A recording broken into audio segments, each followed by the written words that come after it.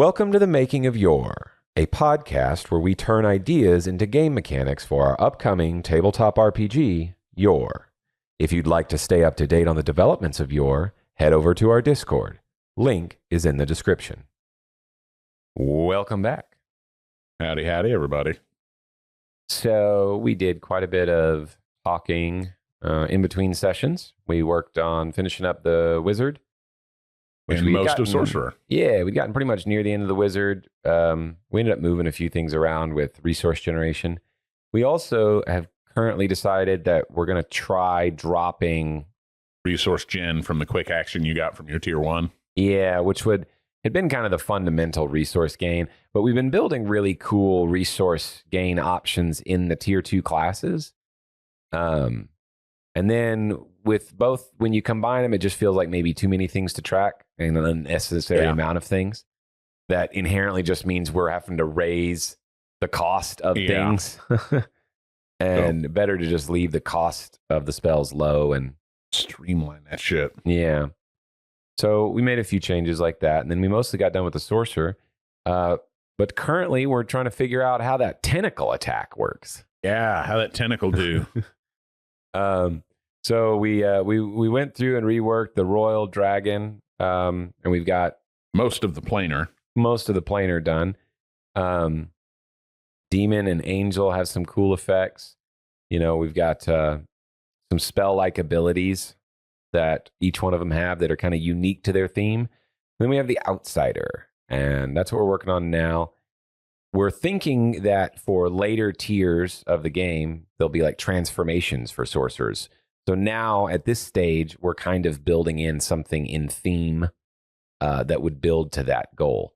And so with the Outsider, we're thinking his spell-like ability will be, I think, a quick action. It'll cost a certain amount of resource. I think 1 resource per tentacle he creates. Yeah. And they're like natural weapon 4s. Yeah. And so you spend 3 resource, you get on a quick action. Yeah. You get 3 natural weapons tentacles that spawn from wherever your Outsider place is. And then they last until you use them to make an attack. Yes. And we've been thinking this was a rule that 3.5 had in D&D. Or until the end of combat. Yeah. Well, yeah, until the end of combat. Sure, you can't keep them forever. Yeah. Otherwise, you're like, all right, I get into a combat. I spend all my resources on this. I leave combat. Yeah. I have 1,000,000 tentacle attacks lying in wait. Yeah. No, we can't bank these combat over combat so that you start a combat and you're like, all right, I hit him with 13 for 57 damage on turn 1. How about go fuck yourself, boss man? Yeah. But anyway, yeah, so until used or until end of combat. But a rule that, like I said, from 3.5 that we liked is that whenever you have a natural weapon and you make an attack with a natural weapon, you can swing with all the natural weapons. Yeah. So let's say you had a claw attack. We have a source for that. We have, I think, a bite from another source. Charge. Yeah, charge from another source. Or I think the maul. Is it called gore? Maybe. Gore, yeah. Charge is an action. There's a gore that's a natural weapon. Yeah, that's what it is. Point is, if you have one of these natural weapons and then you are also this Outsider or any of the other combinations together. A gnome. Yeah, if you swing with your natural weapon as an action, if you attack as an action. So fighters would not be able to use their quick action attack to attack with all of their natural weapons. All their natural weapons. It's whenever you make the action, you use your action to make an attack, you can swing with all of your natural weapons. Natural weapons don't roll dice. They just do a set amount of damage. Yeah, they just do a set amount of damage. So in this case, you spend 3 points, you get 3 natural weapon 4s, and then you can use your action to do 12 damage. The range, I think, on this was, we were thinking adjacent 5 feet still. Yeah. You know, maybe we'll, as this grows, he might be able to get a little range or probably just do something unique with them other than attack. Might be able to do like a choke or a grapple, like a restrain, something like that. Yeah. Possibly like something that maybe is subverts some of the grapple A rules. skeeve out. Yeah. Like maybe you're able to, like it doesn't restrain you. Like you're able to restrain a person without being restraining you. restrained, yeah. Yeah. Might have something like that later. But all right. One resource Tentacle whack. per tentacle. All right. Summon tentacle. Gain 1 natural weapon for tentacle per point of resource spent. They last until used to make an attack or until end of combat. Looks good to me. Googie good. And then we set up their resource gain.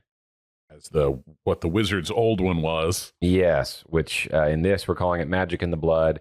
Whenever you cast a cantrip, you gain 1 blood point. So we changed it a little bit from what. Yeah, from the wizard's spell, they get 1 back whenever they cast a spell. 2 whenever they cast a cantrip, they get 1 back. And we gave wizards a different one, which was like Incantation. Incantation, action. And so you use your action and gain 2 mana. Yeah. Alrighty. So, Sneak Thief.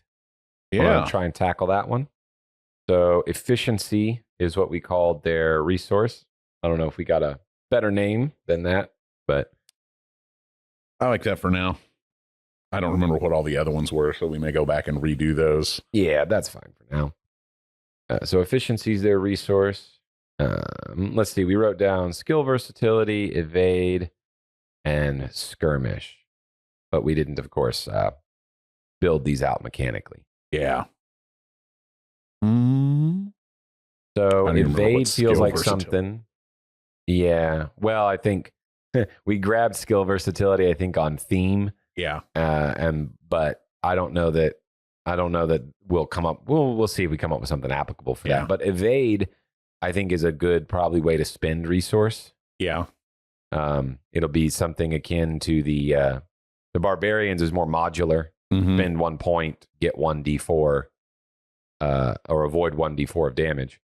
And evade's probably a higher cost, but you avoid 1 attack. Yeah. 1 targeted attack. Yeah, like wholesale. 3 points negate an attack. Yeah, 3 points negate a targeted attack. Yeah. So it won't get you out of maybe AoE stuff. Well, no, I think it should work on everything. In lieu of being more expensive, it's more versatile than the barbarians. Should it also have a movement component associated with it? Like you as a reaction, you spend 3 points. You cannot be restrained, I think, is probably like you have to be free to move to use this. Oh, sure. Yeah, you must not be restrained. Yeah. But then it also maybe lets you move 10 feet or 5 feet when you use it. I think skirmish would probably be better for that. Okay. Hold on.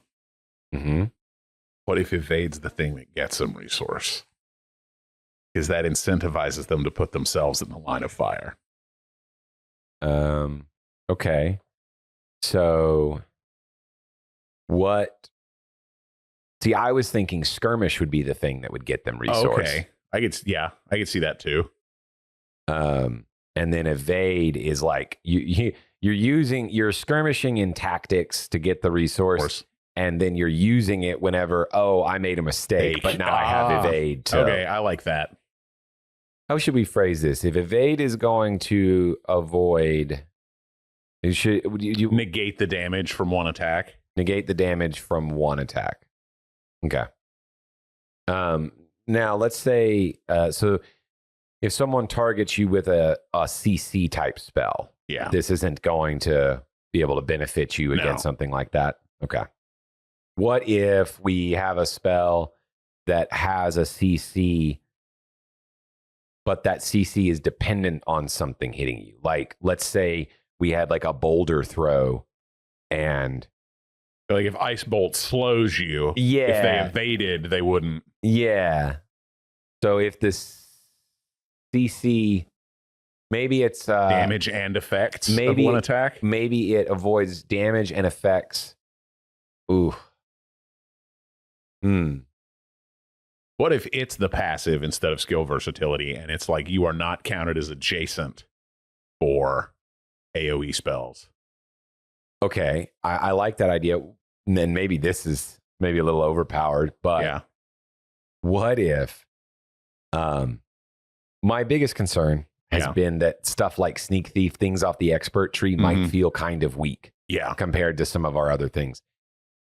I think it could be interesting to say that the evade, if it's a passive, that, and this it might be too strong, but that it would allow you, you're not damaged by effects that aren't targeting you. Yeah, broadly. Like, so if you don't take damage unless you're the target of an effect. Unless you're the target of an effect. Yeah, that's broadly what I was thinking. Yeah. This would be a little more extreme though, because it could affect like if a trap goes off. Yeah. Well, you're not the target of the trap. Yeah, unless it's like, a targeted like for like spears and arrow things and whatever, you might have a problem. But for like a fireball or an explosion. Yeah. Now the fireball targeting you would still, because you can target someone with it. You still target one person. But if they target somebody next to you, you don't count. Yeah. That's interesting. So I guess, are we concerned about phrasing it in an absolute sense? Like you are not damaged by effects that aren't targeting you, or you can't be damaged by effects that aren't targeting you? I think, you are not damaged by effects that are not targeting you. Okay. At the very least, that'll tell us what it means, and then we can... Yeah. There's no rule that I can think of right now that could be a problem with, but whenever you state something like that, so absolutely... we were going to be real careful to determine like target, non-targeted stuff in our rules jargon anyway, so I'm not super worried about it. Okay. Yeah. The phrasing on this will be touchy, but yeah, we'll just start with it as kind of an absolute statement. Yeah. Okay, so this is a passive then. Yeah. So skirmish, I still think is a good way. Yeah. What if skill versatility is like spend one resource, increase your stat by 1 for 1 check? Yeah, I was thinking the same direction. I was thinking the exact same thing, actually. Perfect. That's what it is. I was like about to start thinking, is that potentially broken? And then I said it. Yeah, and then you said it, and I'm thinking, we should use it for now and see if like that ends up being weird. But of course, it's something that you can only do in combat. I think we should change it from skill versatility to something implies that come in clutch. Yeah, something like that. Kind of like that. Oh, I perform on the night. Yeah. You know what I mean? Like, I don't really prepare a lot, but when it's all on the line. Yeah, it's when the chips are down. That feels, when the chips are down, almost feels a little better for Sneak Thief. Yeah. I don't know. We want a good themed name for it.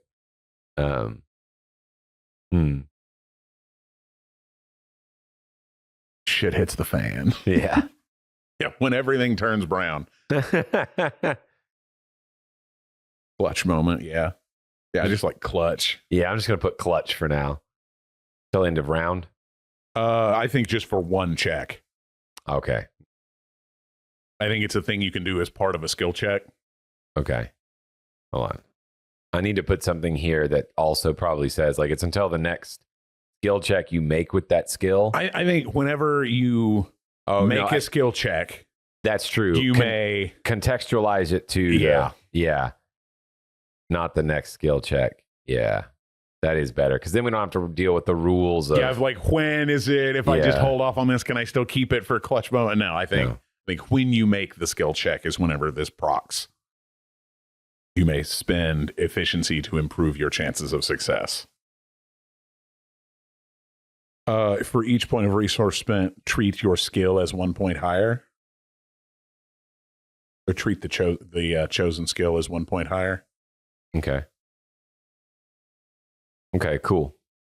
And then when comboed with like a hero point, you could really pull off some crazy skill checks in combat. You like bust all this, give yourself like a +5 or 6, get the mystic to buff you and spend a hero point. You have a really good shot at accomplishing something. Yeah, it's succeeding. If you're tier 2 and you hero point up, you're probably going to succeed on a tier 4 check in combat. Yeah. And that's pretty crazy. But that's cool. That makes the sneak thief feel like he's got something. Yeah, he's really good at those like coming in clutch moments. Yeah. Like Bilbo. Yeah. Okay. Loving that. So that's a great way to spend it. All right. And then skirmish. So this should generate resource, and I think this should give them a little bit of, because I don't want the sneak thief to be doing necessarily high levels of damage in the game. But the idea that they're pretty good about moving around the combat, and it's difficult to like hurt them. Skirmish could be something as simple as, could be something as simple as if you, like every time you, I don't know. But the idea of like, if you move an amount, you have to move and hit someone with an attack. Yeah.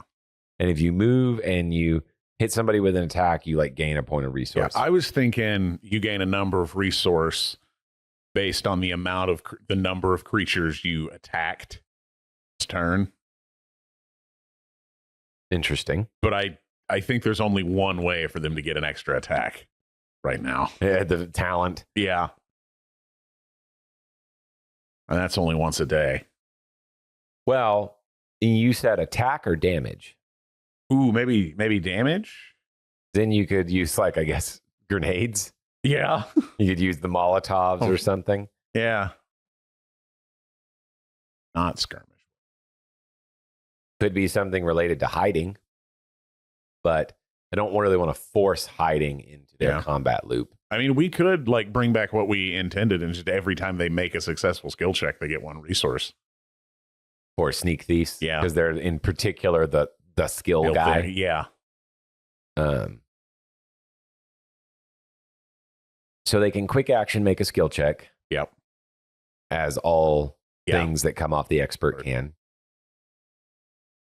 So that pushes them to be using their actions to do skills. It may just be their quick action, and maybe they use their action for an attack still. Yeah.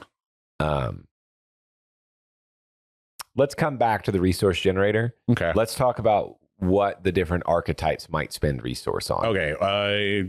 Hitman spends it on damage. Sure. That makes sense.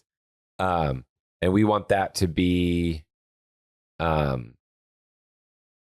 flexible between ranged and melee. Yeah. Just any damage roll. Yeah. Any or weapon attack roll. Okay. Well, would it apply to a natural weapon, you think? I don't know why it wouldn't. I don't think it would. I don't think it would be a problem if it did. I might go back and look up the phrasing that I used for that very, because when we talked about, I think it was the Mystic's buff skill, I rephrased it so that it properly interacted with natural weapons. What does that say?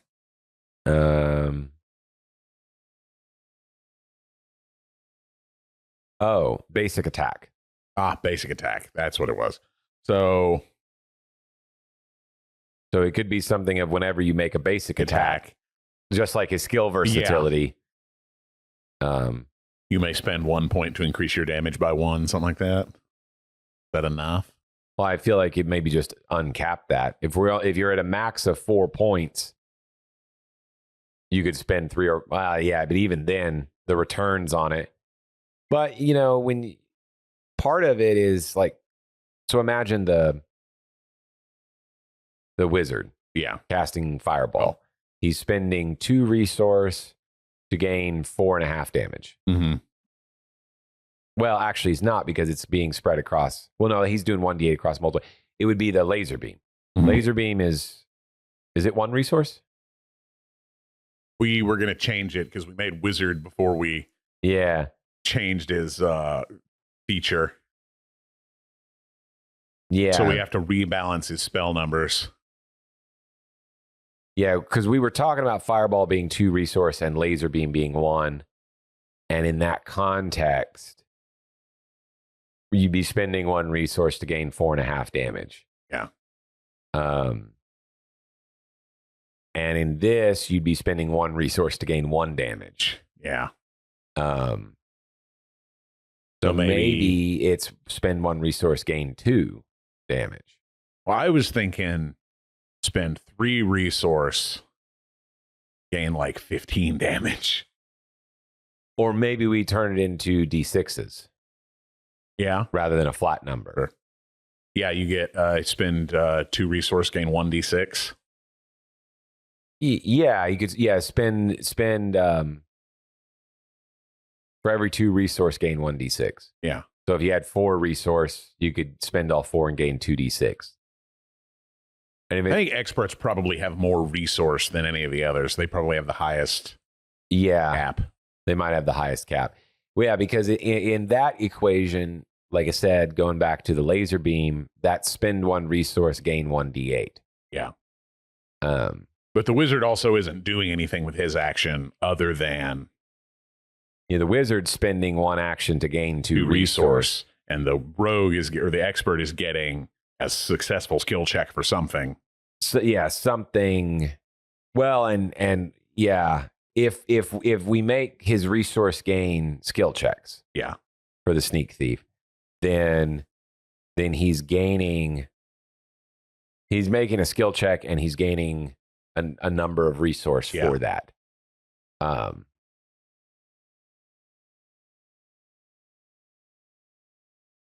So maybe it is, because if it's still limited to, he'd have to spend his action and quick action to gain 2 resource in a turn. Yeah. Make 2 skill checks. The wizard gets to use his action to gain 2, and then quick action still do damage. Yeah. Throw a cantrip out.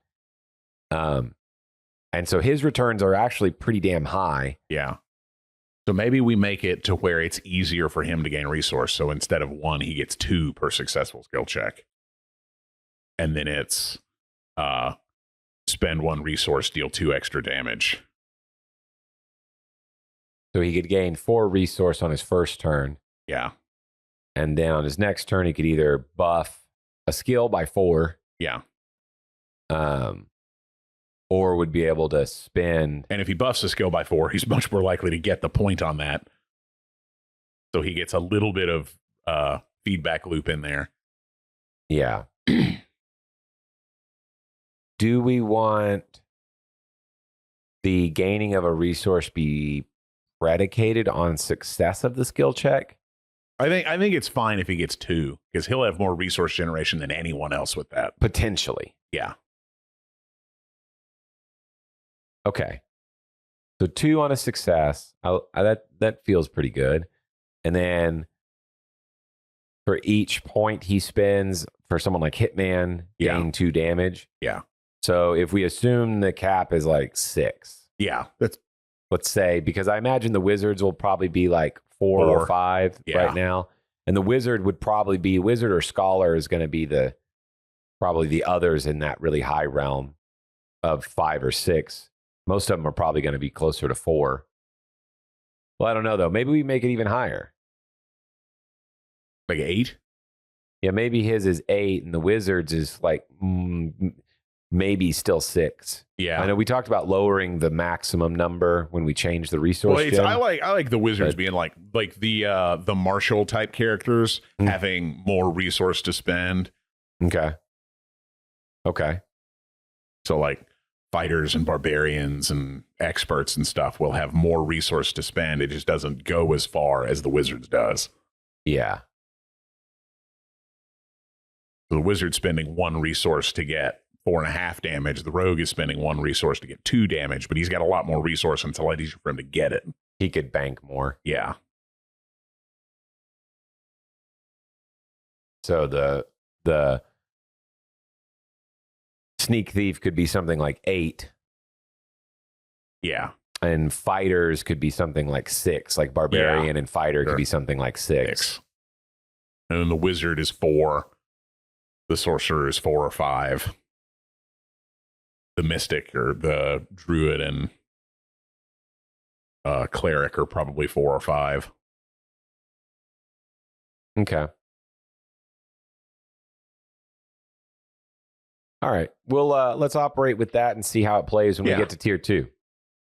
I have to kill one of y'all so that some of you can play an expert. Yeah. That's a tough one. I know. Someone's got to die. Yeah.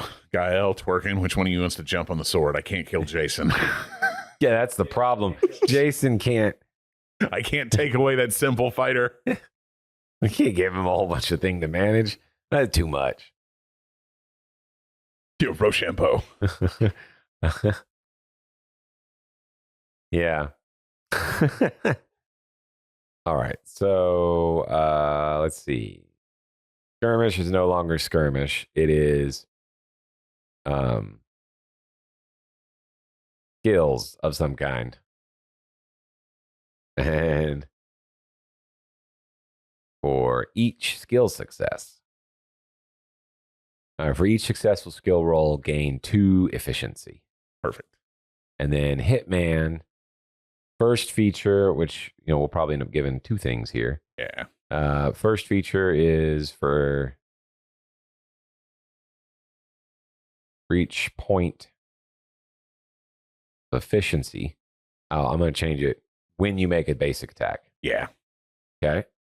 So we've got a way to spend resource for the Hitman in there. What would be a good passive type benefit? I think that's probably what we want here as a secondary thing. We've done that on some of the other classes, that their archetypal second thing is a passive. Yeah. I mean, some like gray man, you're hard to notice kind of thing. Yeah. Well, should it be something that relates to combat, or should it be something that relates to specific, which that wouldn't necessarily be combat. It could be an out of combat thing, like you're sneaky. Yeah. You are always treated as being unobserved for the purposes of hiding, something like that. Well, okay. It could be that. It could be if you make an attack, like within an ambush, maybe, or within a like a scenario where you have come from outside of combat. We talk about ambush rounds, and that just means you go first. But technically, achieving an ambush still allows us to say that this is a special round. If you achieve an ambush on another foe, you start with full resource. Oh, well, that's something. So you have the option to be able to spend a lot of damage, do a lot of damage. Because that's what a hitman does, is you get to jump on somebody and then you can just spike him with 16 damage plus D6 plus whatever. That's so you just kill someone. Yeah. Get to kill one person. Well, okay. Here's the question. Yeah. Do that if you achieve an ambush, so you start with full resource. Should we say it like this? If we're going to make it that strong. Yeah. If you achieve an ambush, you have full resource for that round, i.e. you need to spend it all that round. And the only reason I say that is because you would be able to space out the use of that resource. Yeah. You end up just being super buffed for the whole combat, not just for that first round. Yeah, for the first round, you were treated as having full resource. Yeah. Because otherwise you're like, well, I'm just going to spend 3 resource on this guy. Right. And then the next round, I'm going to spend 3 more resource, make a skill check. Yeah. I've still got 4 left now. Yeah, no, I think you're right. And then you're just nuking 3 people in a row. Yeah, I think first round. Yeah, if you successfully ambush a target. If you successfully achieve an ambush, you are not treated as, because you have you start combat at full resource. This disappears at the end of your round. You lose this. You lose resource gained this way at the end of round. Yes, at the end of like a magic card. Yeah. Yes. Yeah, like mana. Yes.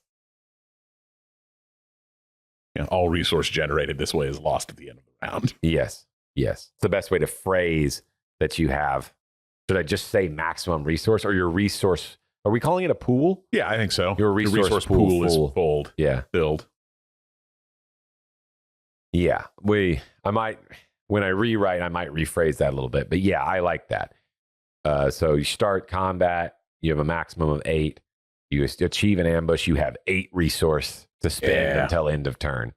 And it also, phrasing it that way means that if you spend all your resource on an attack and then you use your quick action to use a skill, then you will gain back 2 resource if you succeed on that skill. And that resource you get to keep. Okay. This, all of a sudden, Sneak Thief has gone from my expert concerns being weak to like, oh crap, that's good. Okay. But I mean, like, he's only good one time.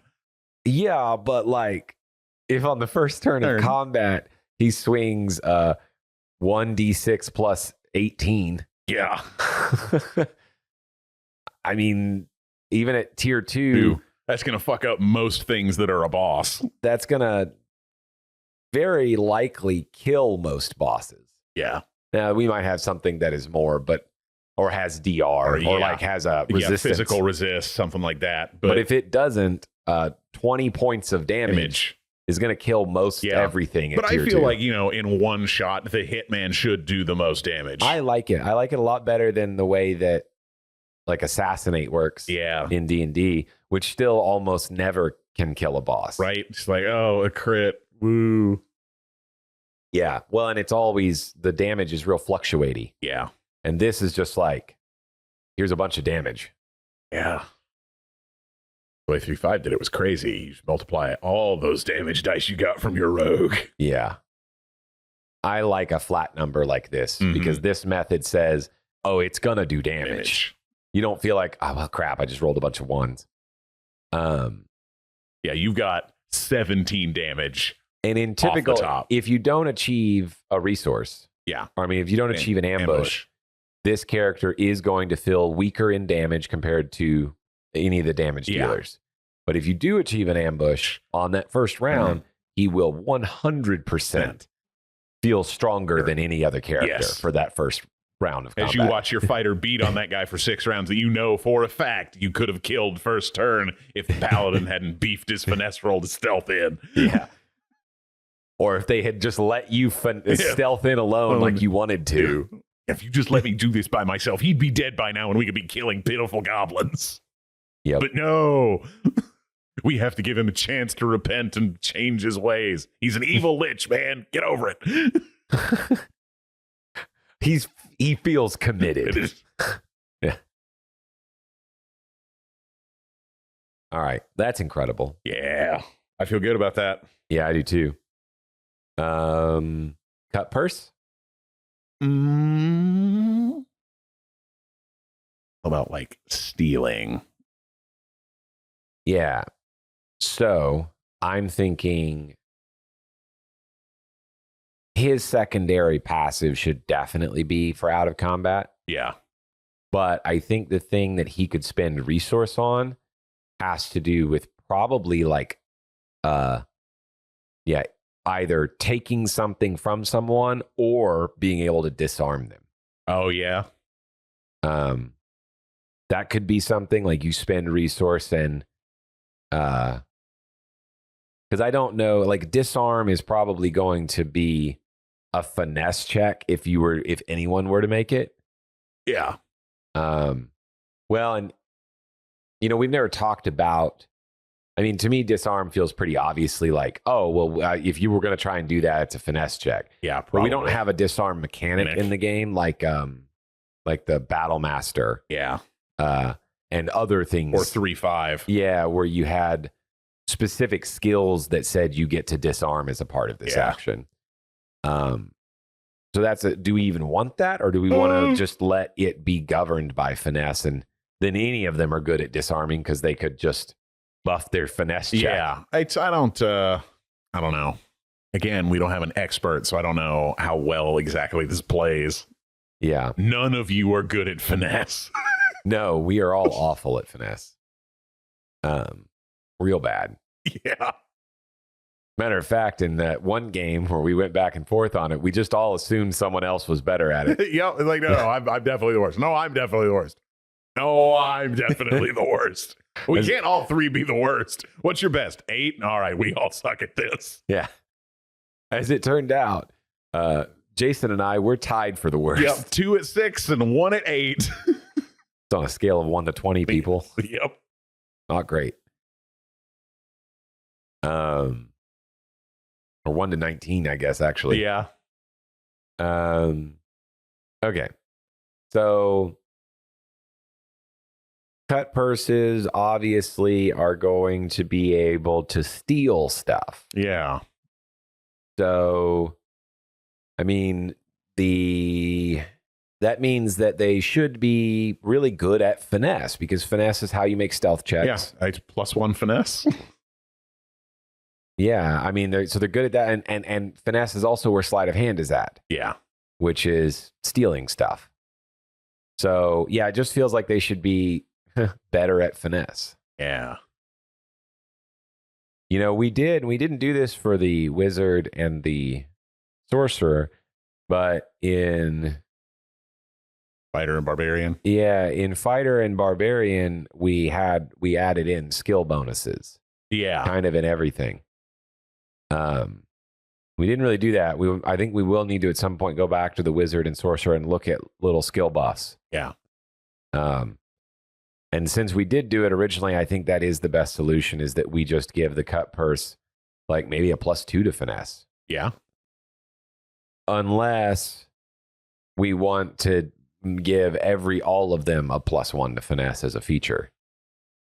I think the sneak thief just gets the just one more free point than all the other classes get. Like the 2 that expert, or the 2 that come off mainline expert. Yeah. I think instead of 2 free points per level, they get 3. Okay. Well, so everyone base currently is getting 2, and then 2 free. Yeah. And then we have the fighter is probably going to will only get 1 free, or the soldier. Because we have the soldier right now getting +1 athletics, +1 awareness. Well, I assumed that all of them got, so maybe like +1 free for most of them, and +2 for the expert. Okay. Yeah, because right now, if you went warlord the way we have it, he gets +1 influence and +1 athletics and +1 awareness. Okay. So we'll sit down at some point. We'll go through all of these. Yeah, we'll go through all that after we get these done, so that we know where we need to put those in. Yeah. So unless I'm just we really want them to have one. Like Con Man probably gets a bonus to influence as well. Agreed. Yeah. So we'll just say +1. I'm just going to put finesse bonus for now. Yeah, finesse bonus. Because I think we'll actually have to go math quite a bit of this. Yeah, we got to make sure that works. Otherwise, you'll end up with like a 25 at tier 3. Yeah. It's easy to let these things get out of hand, and then we have to remember, oh, wait, this game is supposed to be finesse simple. Savant, I could get to 20 by now. Yeah. Okay, so cut purse is going to get finesse. Con man's going to get an influence bonus. What else would help them with thievery that they could spend resource on? Well, let's see. The only thing I can think of I don't really like, which is spend resource to retry a finesse roll.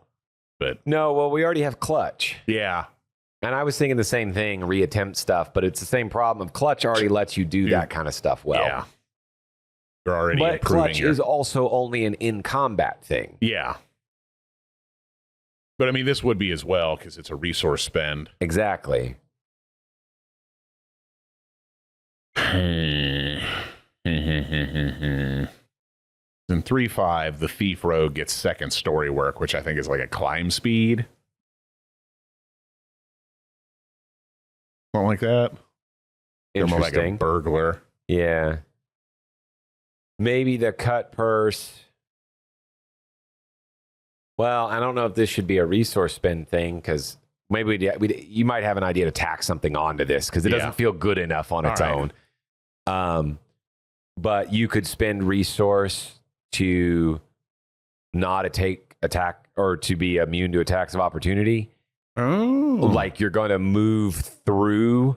I'm thinking like, what's that character from Stormlight Archive that the that can hungry slide? girl. Yeah, the hungry girl, but they can slide basically around. Live. Yeah. All I can think of is the Mistborn girl. Yeah. With the tree root guy. Yeah. But the point is that it's kind of like you can, like a specialty of moving through combat, and people just can't quite get a hold of you. Yeah.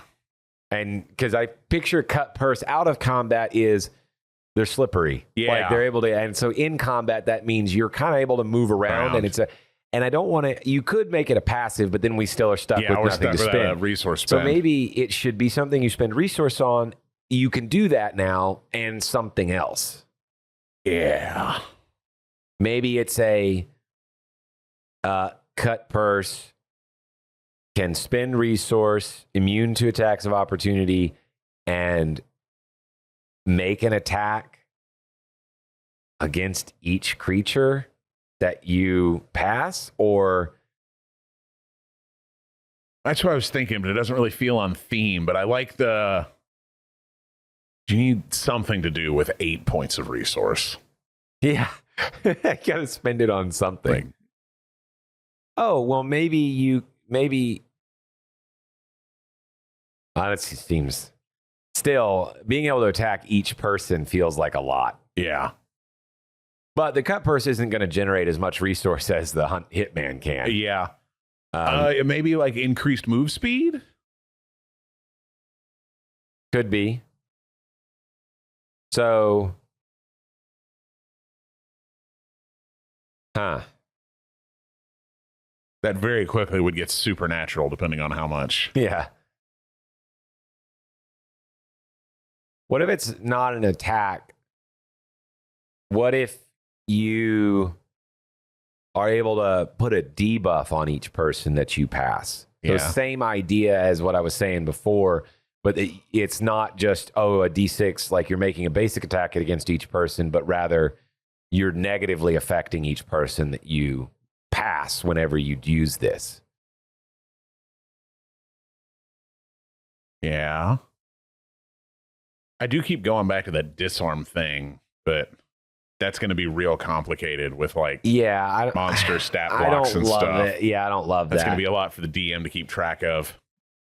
What if it's like either reduce their movement, or what if it's you can choose like to reduce their movement, or like they have a chance to lose their action?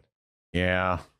I don't know. Nothing here sounding it's exactly just not right, like but, feeling on brand with a thief. But the problem is a cut purse. Yeah, well, it could also be like we could rename it to like burglar or something. Sure, but even burglar, whatever. In the theme of going like straight, I'm a sneak thief. I steal stuff. That's not really someone who does combat, and so we, resolving that as well. What does that look like as a combatant?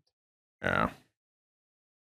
Well, I feel like a cut purse also inherently, or a burglar, or like the concept of a thief, is someone that's especially playing close to the enemy. Yeah. Right? This is a person who needs to have the enemy within reach to be able to do something useful. Yeah. The problem is that all of a sudden, like, well, what do you steal from a minotaur? Yeah. What do you steal from a crocodile? What do you steal from a lion? So I don't want it to be like really fringe case. Yeah. Causing him to lose an action is useful, or causing him to lose something. But the problem is you could end up unless it's a really high cost, you could end up doing it a lot. Maybe it's the no AOO thing, and then you can spend a point of resource to make a counterattack against anybody who tries to hit you. Maybe it's that. Maybe it's increased move speed and counterattacking. That feel in theme? I don't know. Disruption feels more in theme to me. Yeah. Action loss could be strong, but it feels more in theme for them. I just don't know why they would lose an action. It's hard to justify. I'm picturing them of like, I'm picturing much like whatever that girl's name was in that book. I'm picturing like this person just got up in your business. Like they ran next to you and it has they're either tripping you or they're drawing you a direction and it's making you like lose focus on whatever it was you're doing. You can't hit them, but they're being disruptive. Make a trip attempt against anybody you run by is not bad. So it potentially knock prone. Yeah. That's not too bad. It's not action loss, but it does hurt them. Yeah, it fucks up their movement. It's movement loss. Yeah. Potentially. But beyond that, it could combo with they're prone now, so a barbarian could run up and do something extra to it. You know, you have advantages on attacks. We could just call it trip up. Yeah. Underfoot. We'll try that for now. Mechanically, it's not bad. It doesn't feel as cool as Hitman, but the thing is the theme of... I mean, you don't have a whole lot of crowd control as an expert, so this... Yeah, this is potentially quite a bit of crowd control. Mm-hmm. Do we limit the size of creature that you can trip up with this? I kind of like the idea of this like running between the giant's legs and the giant falls. I think like you could probably do like a large creature, but probably not a huge one, right? I don't know. Well, like at some point, it's very hard for me to trip something the size of the Statue of Liberty. So clearly there's a demarcating line. Sure. So maybe like 2 size categories above you. Yeah. You can't trip somebody that's... Like, I probably couldn't trip something that was 2 size categories smaller than me either. I think I ended up just kicking it. Yeah, it's true. All right, so what's the resource spend here? How good do we want it to be? Maybe you don't make a trip attempt. Maybe they have to make body saves. Well, yeah, that's what I was thinking. Okay.